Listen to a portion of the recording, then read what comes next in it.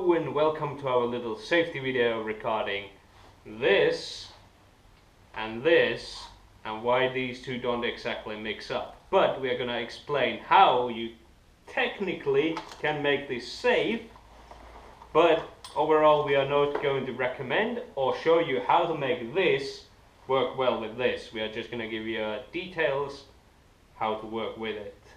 Now before we get to the fun part, which is shooting and testing out and shooting and destroying the helmet safely, if I may add, I'm gonna clear a few misconceptions about what is protective gear and what is costume, and why people want to do this for the airsoft. As people might not be aware, airsofters like to pull kind of fashion show in a sense. They like to show their gear. They like to have a different gear and show it off to their friends. And by that same logic, they would, also want to have this cool looking armor such as Spartan and wear that on the field if it's safe enough. But when they come and ask you for the opinion how to make it, and you pretty much tell them use airsoft gear for the airsoft and protective gear, whatever. But what exactly is that protective gear? People seem to have a misconception about it, and I have collected a few examples over here. And on the right you can see protective gear, and on the left, currently just one tactical vest, is a tactical gear. This is costume, this is fashion, it's not protective. All these you see in here are meant to protect you from injuries, from the masks to ballistic goggles, gloves, though technically these gloves are actually not meant for airsoft. They are actually meant to protect you while you're using tools. But the point is, mechanics is a good protective glove for airsoft. In general, doesn't matter what glove it is, the general rule of thumb, you don't want to have a skin out in the open, because that's gonna leave a bruise. So just have at least some sort of gloves to protect your skin. Knee pads to protect your knees, obviously. And the helmets, they are more so just to protect you from bumps, if not anything else. They do help you cover your head from the BBs, but in reality they are not actually meant to protect you from anything. So if you have these weird replica helmets, don't use them for anything else. At very most, they will only protect you from bumps. These are, in that sense, they are not technically, I wouldn't call them protective equipment, but they are strong enough to fend off BBs. But as you can see, this one has holes, so, I have landed a shot right on Schroeder's head through one of those holes. But yeah. Now, this part over here, this, I presume a lot of people think this is a protective equipment. It's not.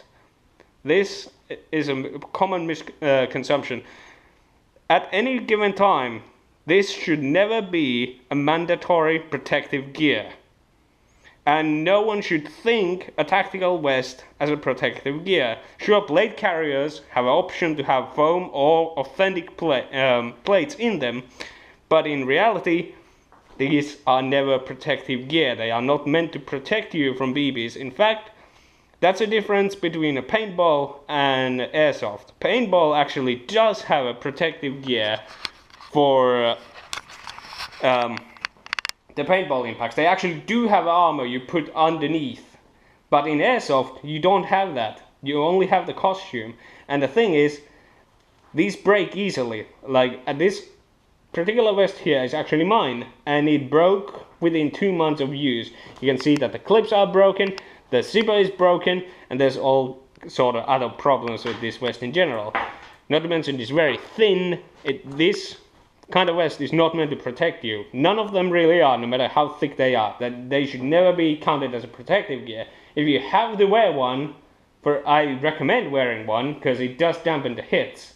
So technically, in that sense, it could be a protective gear, but it should never be thought as one. And the rule should not ever be so that you are required to wear one, and no one should play in a way that it's mandatory to wear one of these to protect you from BBs. That's dangerous. Private games are exceptions, because if you are in private games, then all the rules are out of the window. You do whatever the fuck you want. But as a referees, for public games, that is never a protective gear. And all this other gear, protective gear, they, with the exception of masks and ballistic goggles, everything else is meant to protect you from anything, all the other injuries than the BBs. Excuse me, that fell over. Only the mask is meant to protect you from BBs.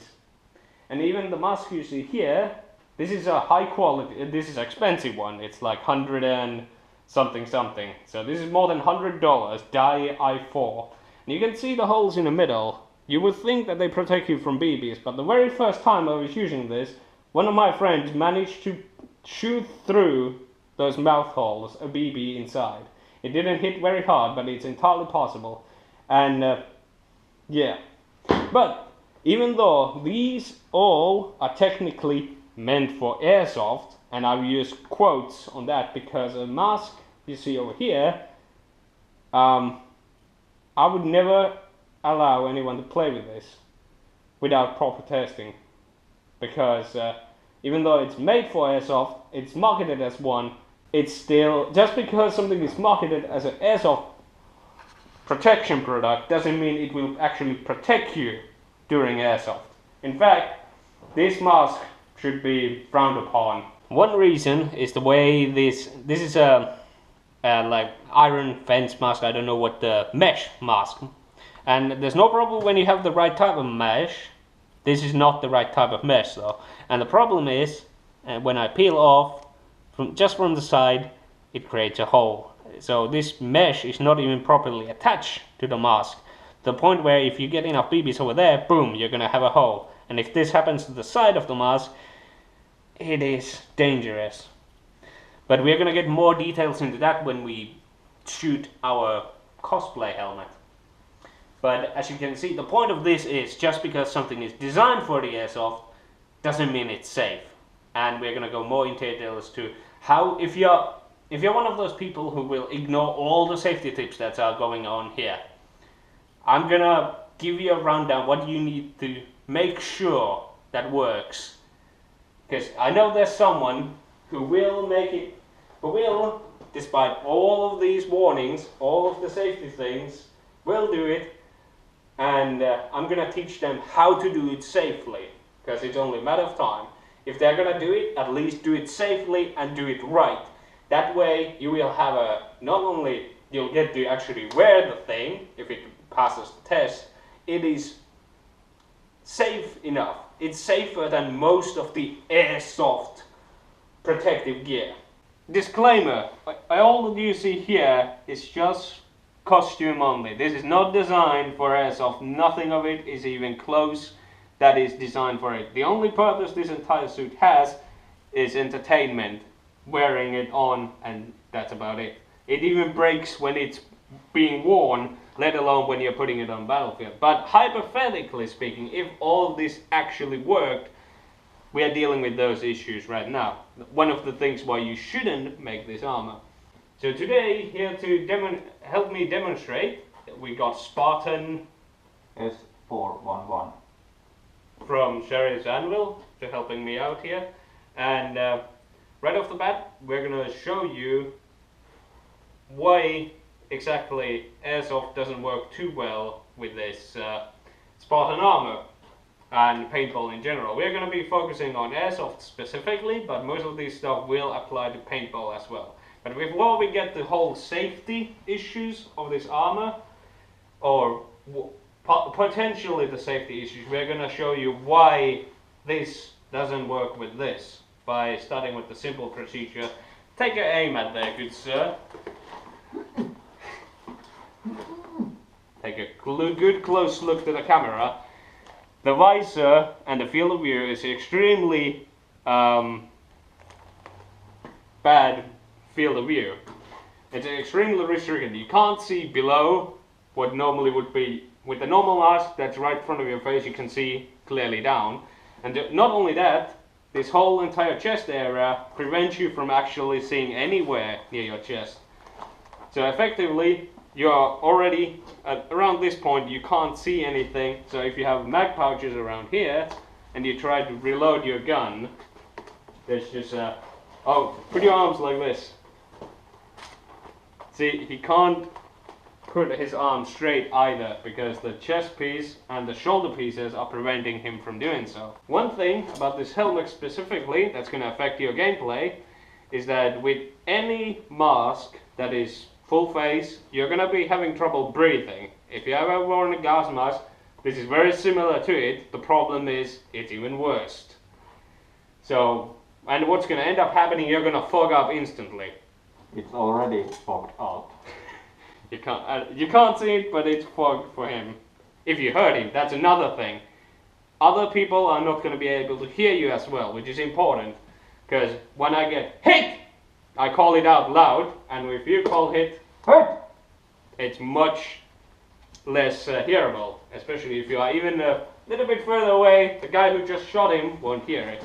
Not to mention, oh, there we go.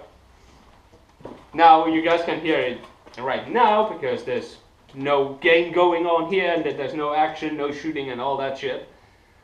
But I forgot what I was gonna tell you thanks to that. One thing to note, if you do have a helmet like this that actually can, let's say this is safe enough for actual play. We're gonna go more in details what kind of helmet can do that. But if this was safe enough, you are not allowed to remove it during the game, and that is very important. If it fogs up like it already has. Now, as you guys may be well known, Spartans can in fact dual field. However, when it comes to airsoft, you can't pull what I like to call Commander Palmer, which is aim it that way and the other way. Take a step back just in case everybody can see. Let's turn the camera. So in airsoft, sure this is allowed, but you always need to look where you're aiming. I mean, look where you're shooting. So if you're looking at the end of this gun, you're not allowed to shoot with a revolver. There's no blind firing involved, ever. And as you can see, well, Sheriff can barely even do that thing. But let's do some other stuff now to show a little bit of the ability to bend over. So, I guess that's your limit. Go to the side so everybody can see the angle.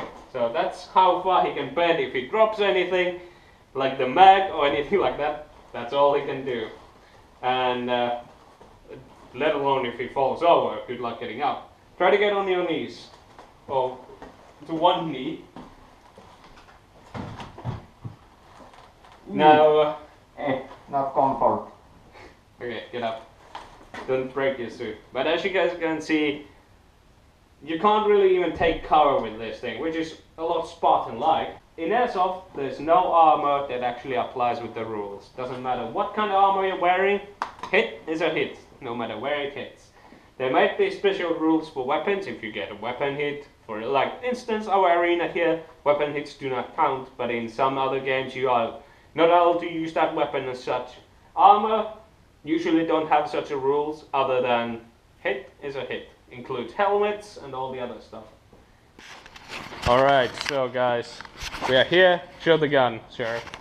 We have our shotgun, and here you can see we have the foam EVA helmet, and we are gonna blast it to hell. It's not been added anything in it, it's just EVA foam. Alright, Sheriff, let it rip. Reload that shit. But I'm gonna stop it right here because this is not how you test stuff for the airsoft. We are doing it wrong. And there's no shell in here, there's no BBs, we are doing this to show you. This is wrong, don't ever fucking do this. Or I will break your fucking fingers, including your gun. Now, we are gonna do it properly, not probably. We are going to do it safe, and we're gonna show you how to do it safe and properly. Alright, let's get our masks. Remember, always use protection. And we're gonna show you now why. Sir, if you please hold the camera. With pleasure. Yeah. Feel free to come closer because you are protected after all. Alright, so to do this safely, this is how you test any airsoft gear. Unfortunately, not on a concrete floor. Oh, concrete floor. Right now we are doing rather unsafe test because it's going to ricochet off the floor. But when you're testing, whatever, this, which is rather strong on its own, can take a beating from a BB. You don't shoot it from far away. I'm going to show it here. This is how you test it. You take the strongest gun, in this case 3 joules as the magic number. This gun is probably not even half of that, and we're going to show you what it does. This is how you test.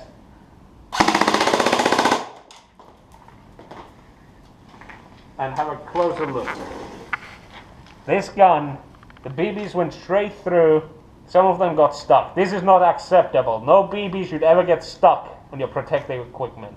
And the rest of the full auto bursted all the way there. You're not supposed to shoot entire mag, just to test enough to a single spot to see if it goes through. So let's do it again, from a different spot this time. On the top here, for instance, it nicely went straight through. Straight through. Yeah. Yep, let's see what it looks like. Yeah, there's a hole. And that's how you test this. So you don't shoot them from far away. That's not a proper test. This is how you test any airsoft equipment or whatever. Any actual head protection, this is how you do it, including the visors. So if we had a visor here, we have an empty mag now. But you can see that it came straight through into the head.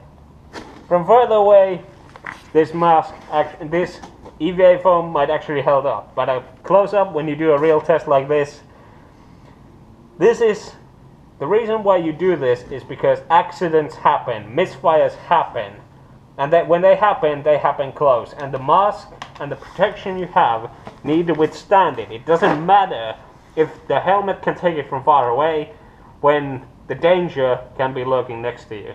So it's important that even the close shots like that will be protected. But, like I said, this gun you have here, it's not even half of the power that I think this is around 1.2 joules, and this is supposed to withstand 3 joules to be safe. And I'm wondering, do you really want to use your armor you have spent so much time, so much money to make it look like this? Now, before we completely and utterly, I'll let the sheriff join the destruction, before we utterly destroy this, I'm gonna now take off my mask. But remember, when you're testing these masks, don't do it on your backyard. Let the referee do it for you, if you don't know how to. Do it in a proper place, like right now we are at our CQB hive, as we call it. This is a CQB small arena. And let the referee do the testing for you. Don't do this on backyards, because when you have a proper equipment like this that can withstand the hits, as we're gonna show you, it's gonna ricochet all over the place. And that's why it's important that you do it in a proper safe locations and not on someone's backyard. And you can see where the BBs hit, but they didn't actually leave any kind of mark. Well, they did leave a small mark, but no actual damage on the surface, just a mark.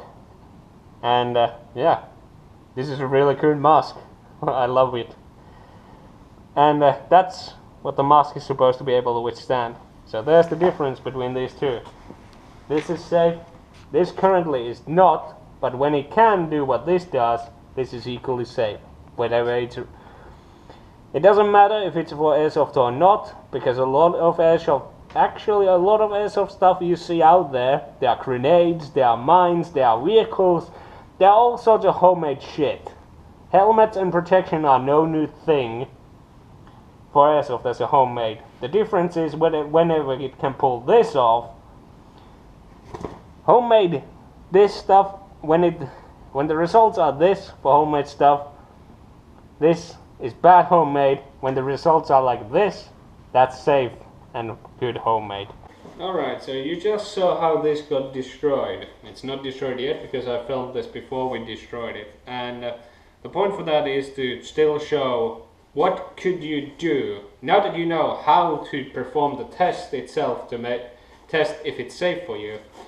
There's things that you need to know that help you to make the helmet so it's safe enough for you to do in airsoft. Now, I'm not trying to say that you should do it, but if you're going to do it, I want you to know some numbers. 3 joules. If this can take 3 joules from any point, including the visor. Remember, visor film, oh, that should be said. Any kind of filler you put inside, rondo, bondo, whatever it's called, is not strong enough. It's a filler, it's not anything that would strengthen the armor in terms of anything else than wearing purposes, so don't even try that. 3 joules is what you need for this thing to be considered safe. But you need to make sure that you don't have holes like these. Like I have on here side, it's a full hole. Don't have any of those. These are for breathing purposes for the helmet. All the holes should be covered. There should be none. 3 joules is what this thing has to take from every side, every spot it gets hit on, including the visor. But the thing about the visor is that even if the visor and the helmet can withstand the 3 joules, what might not be able to withstand, as I showed earlier with the other mask, the mesh mask, is the sides where the seam is connecting the visor to the helmet. And that is something that is the weakest link, and that's the one that needs to be able to withstand full automatic fire from 5 to 10 centimeters away from 3 joules. If you can do that, and you give this to an airsoft field referee to prove that it can withstand 3 joules, then they will allow you to actually play it. Until then, don't ever use this for airsoft or paintball alike. 3 joules is something that is overkill, even for the airsoft. But the only place where you can play higher than 3 joules, not to mention those weapons are extremely powerful to the point where there's no public game that allows more than 3 joules. Let's just put it that way. Only private games, only real hardcore milsim games, private adults only events will allow more than 3 joules. So if you ask any hardcore milsim player about masks and how strong they should be, they will give you 3 joules. Same is gonna be for this thing. Until that point, it's not safe enough to use. But even when it can take a 3 joules, when you're wearing this, wear a sealed ballistic goggles inside. That's the only way to be safe. And I can't stress enough sealed, because it's only a matter of time until, like any other airsoft gear, even though this isn't airsoft gear, airsoft gear breaks, every gear breaks. It's only a matter of time. And when it does, those shield goggles will keep your eyes safe. Because while this helmet does protect your entire head, if you get punctuated in the side or anything, once the BB comes through anywhere, what happens inside the helmet? It's gonna bounce around, and it's gonna keep bouncing until it stops, and it's gonna potentially bounce straight into your eye. It will ricochet a lot, and that's why people usually, I personally, use ballistic glasses. But these can take a 3 joule hit. These are actually stuff people use in military, and I have my inserts there. But when I put them on, if you look carefully, there's a round, with the exception of the top, so I can still get hit from the side and from below. There's enough holes for this thing for someone to actually hit me in the eye. And I'm an adult, I acknowledge this risk, and I'm playing at my own risk with this. If I get hit in the eye while wearing this, it's my own fault, no one else's. It's a risk that I'm taking, and I acknowledge it. And that's why when you're wearing the helmet, if you make this safe enough for the airsoft, which is the 3 jewels, acknowledge the danger and wear sealed goggles inside. That's all.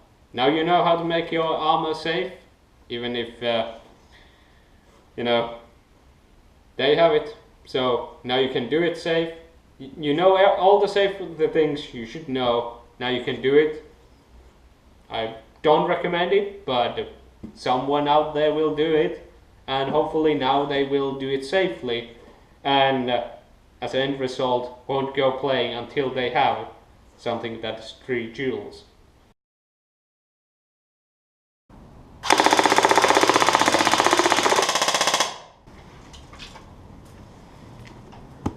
No, my first recon.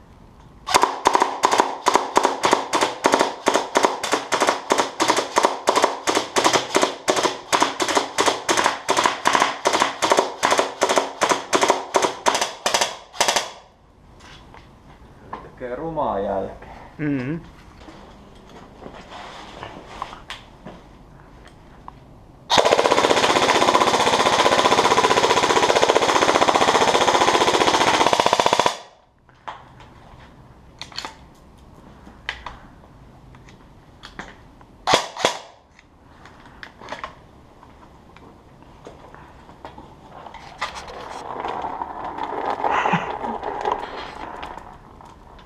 Yup.